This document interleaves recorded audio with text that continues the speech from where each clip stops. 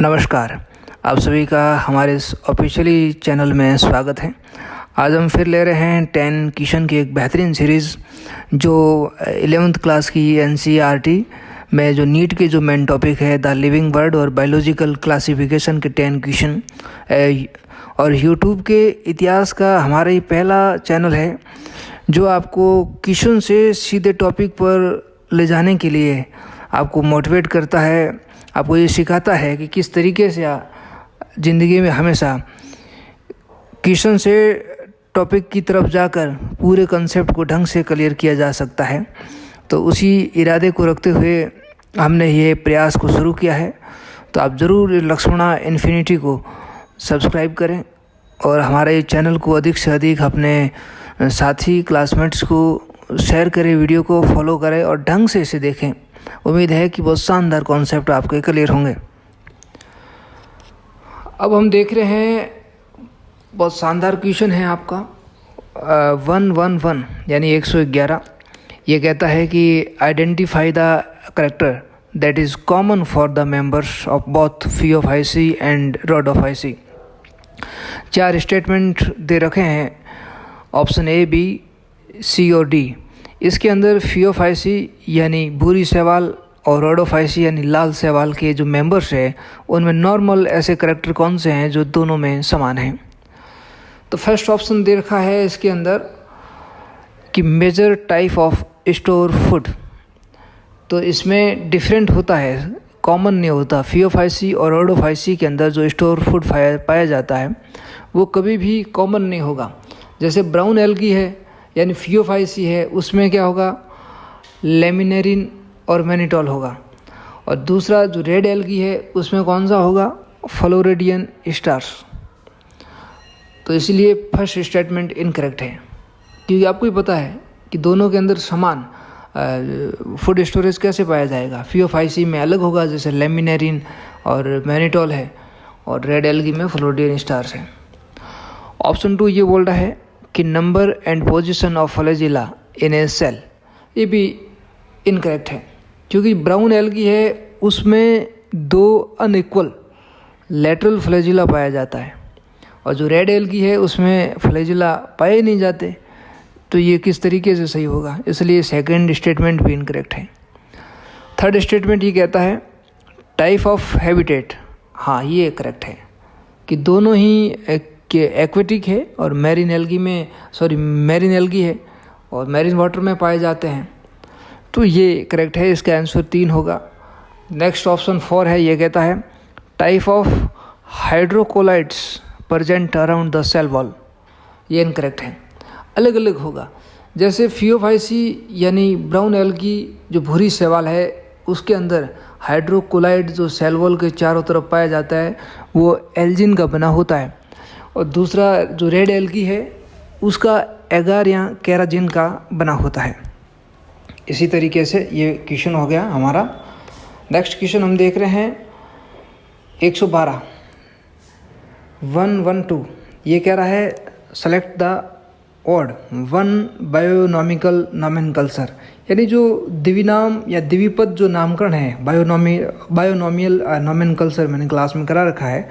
इसमें कौन सा है जो 4 करेक्टर जो इससे रिलेटेड नहीं है उसको पहचानना है, ऑड को देखना है, यानी ये बायोनॉमियल नोमेनक्लेचर को आइडेंटिफाई करता ही नहीं है। तो अब फर्स्ट दे रखा है the naming system of being practised by biologist all over the world.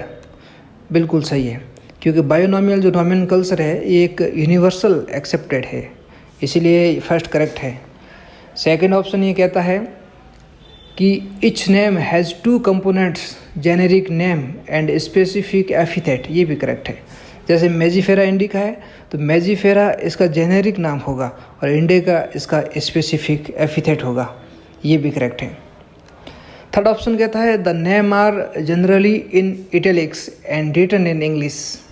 ये ऑड वन है। ये मतलब कहते हैं इसके द्विनाम पद या बायोनॉमियल जो नोमेनक्लेचर है उसके जो कैरेक्टरिस्टिक को डिफाइन करता ही नहीं है, क्योंकि इसमें जो साइंटिफिक नेम है वो बिल्कुल लैटिन में लिखते हैं और लिखते भी लैटिन में, होते भी लैटिन में, तिरछे होते हैं, तो इसलिए ये इंग्लिश में नहीं लिख सकते इसको, तो ये इनकरेक्ट है।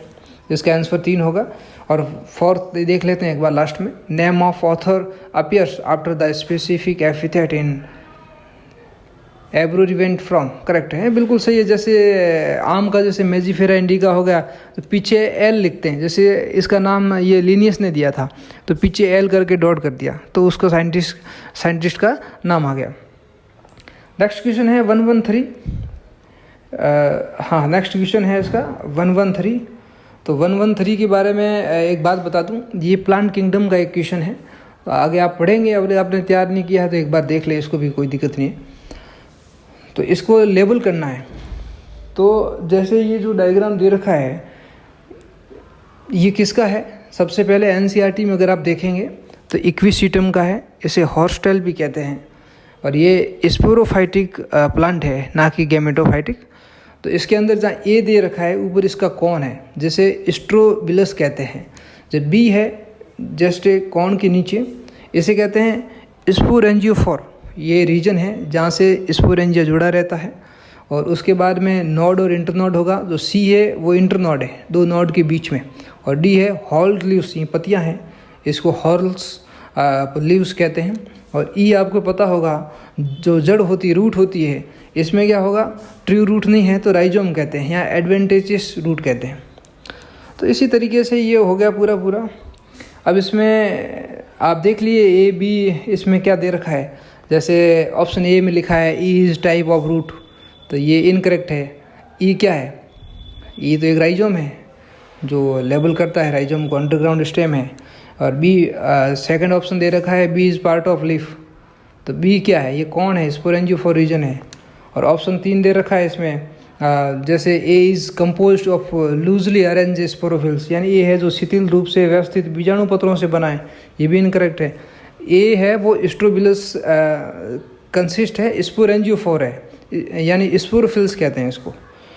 4 ऑप्शन में दे रखा है ploidy of cell of C is diploid, हाँ, सी की कोशिका में जो 2n होता है, बिल्कुल पार्ट है, सही। स्पोरोफाइट इसका हमेशा 2n ही होगा। तो इसका आंसर क्या है, 113 का 4 होगा जो करेक्ट है। और नेक्स्ट क्वेश्चन है 114, इसमें दे रखा है अरेंज द टैक्सोनॉमिक जो कैटेगरी है किसकी, वीट प्लांट की, वो देखना है। तो वीट की आपको पता होगा, सबसे पहले क्या देखते हैं, डिवीजन, उसके बाद क्लास, उसके बाद ऑर्डर, उसके बाद फैमिली, उसके बाद जीन्स, उसके बाद स्पीसीज। तो डिवीजन देखते हैं, तो इसकी टैक्सोनॉमी हायरार्की में डिवीजन होगा इसका एंजियोस्पर्म, क्लास होगा मोनोकोटाइलिडन, ऑर्डर होगा पोएसी, और फैमिली यानी ऑर्डर इसका पोइलेस करके है, और फैमिली इसकी पोएसी है। जीनस, जैसे हम जीनस और स्पीसीज इसके गेहूं के नाम से ट्रिटिकम एस्टिवम, तो सबसे पहले जीनस को लिखते हैं और उसके बाद में किसको लिखते हैं, इसको स्पीसीज को। तो ट्रिटिकम इसका जीनस हो गया और स्पीसीज हो गया एस्टिवम। तो इसमें आप देख लो कौन सा होगा, आंसर 4 सही है। क्वेश्चन है 115, बहुत ही शानदार क्वेश्चन है 115। और 115 कहता है match column first and second, दोनों कॉलम को मैच करना है। और ये फंगाई जो बायोलॉजिकल क्लासिफिकेशन में आप फंजाई पढ़ते हैं, फंगाई पढ़ते हैं, उसके 4 दे रखे हैं। तो फंगाई में क्या होगा, तो मैच करना है। तो फर्स्ट दे रखा है अस्ट्रिलेगो। अस्ट्रिलेगो कौन सा ग्रुप है, ये बेसिडियोमाइसिटीज़ का, मैंने क्लास में लिखा रखा है आपको। और बेसिडियोमाइसिटीज़ में क्या होता है, सेक्स ऑर्गन आर एब्सेंट होते हैं, और ये क्या करता है, प्लाज्मोगेमी करता है, किसके थ्रू, फिजन ऑफ वेजिटेटिव और सोमेटिक सेल के थ्रू। ये स्पष्ट लाइन एनसीईआरटी भी कहती है और मैंने कई बार क्लास में भी बताया आपको। तो जो सेक्स ऑर्गन है आर एब्सेंट है, और प्लाज्मोगेमी जो होती है वो फ्यूजन के थ्रू होती है। और कौन भाग लेता है इसमें, इसके वेजिटेटिव और सोमेटिक सेल। तो इसमें जो फर्स्ट है पी है, पी का 2 सही है। उसके बाद में है न्यूरोस्पोरा। न्यूरोस्पोरा ये एस्कोमाइसिटीज से है, और एस्कोमाइसिटीज न्यूरोस्पोरा है, ट्राइकोडर्मा है। तो अभी क्यू का जैसे ट्राइकोडर्मा दे रखा है तो क्यू का 4 हो गया। अल्टरनेरिया है, ये भी एस्कोमाइसिटीज है, और इसमें जो एस्कोमाइसिटीज़ में जो स्पोर होते हैं उसको एस्कोस्पोर कहते हैं बेटा। और ये प्रोड्यूस होता है हमेशा, स्पोर हमेशा एंडोजिनसली होते हैं इनसाइड द एस्काई के अंदर जो कैप होता है उसके अंदर होते हैं। तो आर का एक हो गया। और नेक्स्ट म्यूकर है। म्यूकर रोटी के अंदर आपको पता है जो जालेनुमी जो स्ट्रक्चर होता है वो होता है। तो म्यूकर जाइगोमाइसिटीज़ का है और ये फ्यूजन करते हैं 2 गैमेट से। तो एस का 3 हो गया। अब आंसर इसका 3 सही है। नेक्स्ट देख लो 116 ऑड 1 देखना है इसके अंदर। और किसने जो टियोडाइनर है उन्होंने मतलब क्या खोजा था ऐसा, उसके बारे में बताया गया है। तो टियोडाइनर ने किसकी खोज की थी? विरोइड्स की। और विरोइड्स क्या है, जैसे बायोलॉजिकल क्लासिफिकेशन आप पढ़ते हैं, वायरस है, विरोइड्स है। तो यहाँ पर टियोडाइनर ने विरोइड्स की खोज की थी। कई बार नीट इसका सवाल देता है और बहुत शानदार क्वेश्चन बनते हैं इसके। तो फर्स्ट इसमें कहा गया है कि कोज पोटैटो स्पाइंडल ट्यूबर डिजीज, ये आलू में स्पिंडल ट्यूबर रोग का कारण बनता है। बिल्कुल सही है। सेकंड कहते हैं इसके अंदर प्रोटीन कोट एब्सेंट होती है। बिल्कुल सही है ये भी। और ये इसमें जो बाहर की जो कोट होती है वो आरएनए की होती है। और तीसरा है कि genetic material is of high molecular weight, ये रॉन्ग स्टेटमेंट है, ये ऑड है। इसका आंसर 3 ही होगा, क्योंकि जो विरोइड्स है उसका जो किसका बना होता है, ओनली आरएनए का, प्रोटीन का नहीं होता है। तो इसका वेट होगा लो मोलिकुलर वेट होगा। हाई मोलिकुलर वेट का कोई चांस ही नहीं है भाई साहब। इसका आंसर 3 है।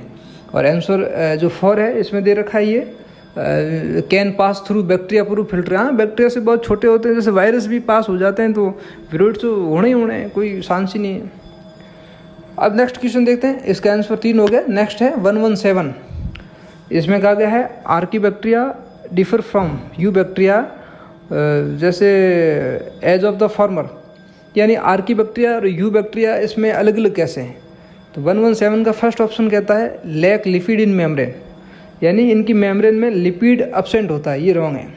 कि और क्या है, उसके अंदर पजे जो मेम्ब्रेन बनती होती है वो लिपिड की होती है। और सेकंड है हैव प्लाज्मिड्स, ये भी इनकरेक्ट है। बोथ आर्किया और यू बैक्टीरिया में उनके खुद के अंदर जो प्लाज्मिड है वो खुद के अपने अपने पाए जाते हैं, दोनों के।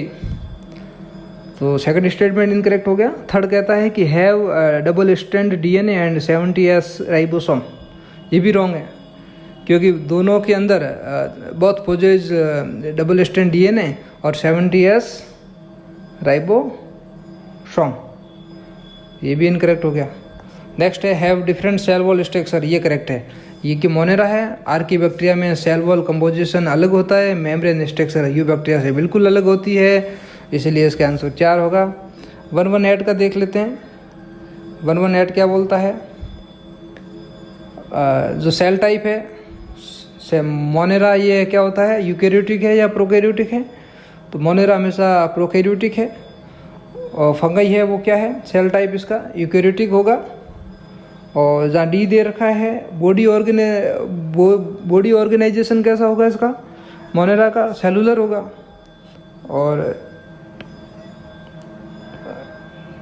और ई है वो क्या दे रखा है, हाँ, तो डी है वो क्या होगा, डी भी सेलुलर। तो इसका आंसर 4 सही है। ठीक है। 118 का ए प्रोकैरियोटिक, बी मैंने बताया यूकैरियोटिक है, और डी क्या है बेटा, डी क्या होगा, डी है सेलुलर। तो इसमें 3 ई के बारे में कहीं बात नहीं बताई है। तो 118 का 1 सही है। ठीक है। 119 में विटेकर के द्वारा बात की गई है। जो according to Whittaker 5 kingdom classification, how many kingdom include organism with the saprophytic nutrition and loose tissue body organisation, यानी विटेकर की जो 5 जगत प्रणाली है उसके अनुसार कितने जगत ऐसे जीव है जो मर्तोपोषी पोषण प्रणाली होते हैं। यानी इसके अंदर जैसे क्या बताया गया है, सैप्रोफाइटिक न्यूट्रिशन और लूज टिश्यू बॉडी किन किन में होता है। तो जैसे 5 है तो 5 के बारे में बात कर लेते हैं। जैसे फंजाई है तो फंजाई बिल्कुल सैप्रोफाइटिक फंजाई कॉमन होती है। मोनेरा की जो मेन बैक्टीरिया होते हैं वो भी सैप्रोफाइटिक होते हैं। और प्रोटिस्टा के अंदर जो स्लाइम मोल्ड्स है, मैंने बोर्ड में लिखा है कभी कभी, जो स्लाइम मोल्ड्स होते हैं वो क्या होते हैं, सैप्रोफाइटिक प्रोटिस्टा होते हैं। तो इसमें 3, ठीक है।